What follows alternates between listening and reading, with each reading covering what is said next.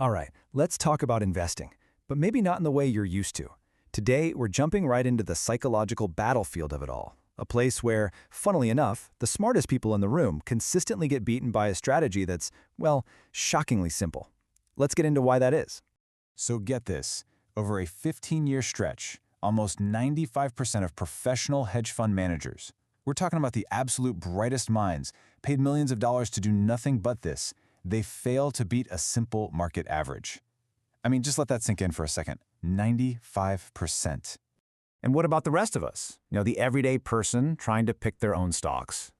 Oh, the numbers are even more brutal. Something like 99% of us end up underperforming the market.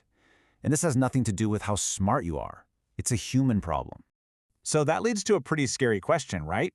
If the full-time professionals with all their resources can't win this game, what chance do the rest of us possibly have? It can feel completely hopeless, but the answer, believe it or not, is surprisingly simple. It just starts by figuring out who you're really competing against. Here's the secret. The real enemy isn't the market. It's not some Wall Street genius. It's actually staring back at you in the mirror. See, our brains are hardwired with these little emotional tripwires that just sabotage our success. We feel the pain of a loss about twice as intensely as the pleasure of a gain, which is why we panic and sell when the market dips. We see our neighbor getting rich on some hot stock, and we jump in at the absolute peak because of FOMO. We convince ourselves that we can predict the future. This right here, this is the real battlefield. So what's the fix?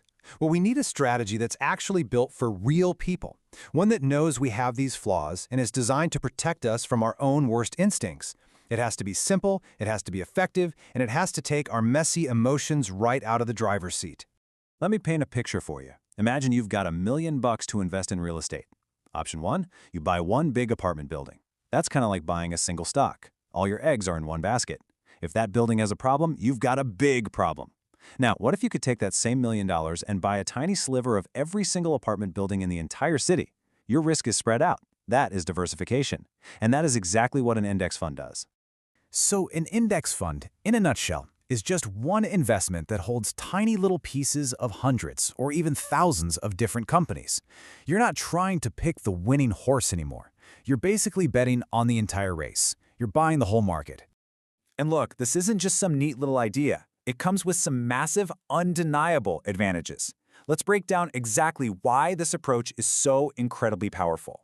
It all boils down to 3 simple reasons. First, the fees are insanely low, which means more of your money is actually working for you, not for some fund manager.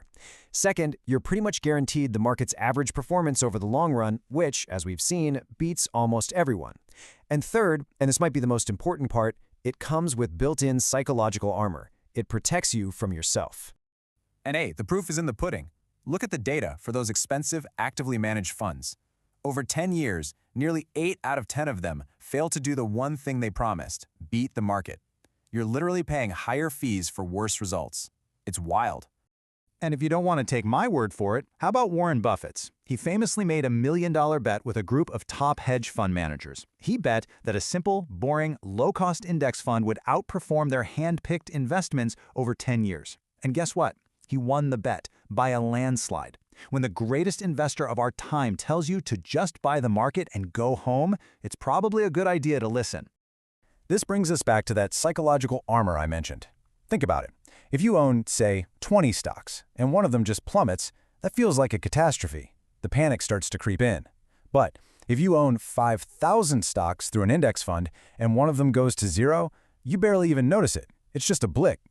That massive diversification is your emotional guardrail. It keeps you from freaking out. Okay, so we've covered the why. It's pretty compelling, right? Now let's get into the how. And the best part is, putting this into practice is just as simple as the theory. It's a classic strategy called the 3-fund portfolio. This is it, the whole shebang.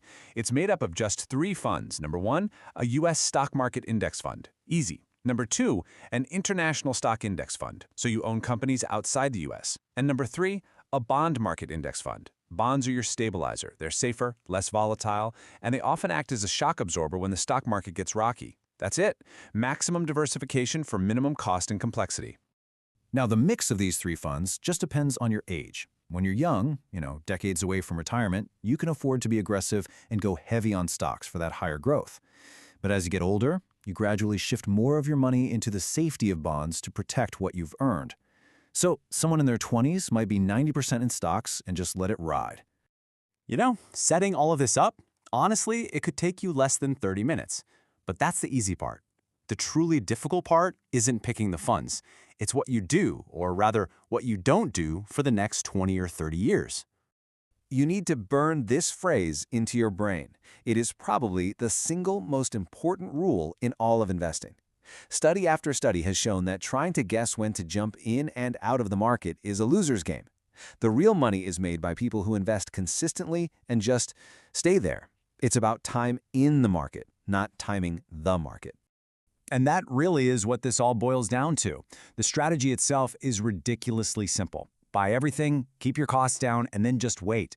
But the emotional discipline to actually do nothing, to ignore the scary headlines, to tune out the hype about the next big thing, that's the hard part. Sticking to the plan is the real test. So now you have the playbook, a plan that has historically beaten 95% of the professionals. The question is no longer, does this plan work?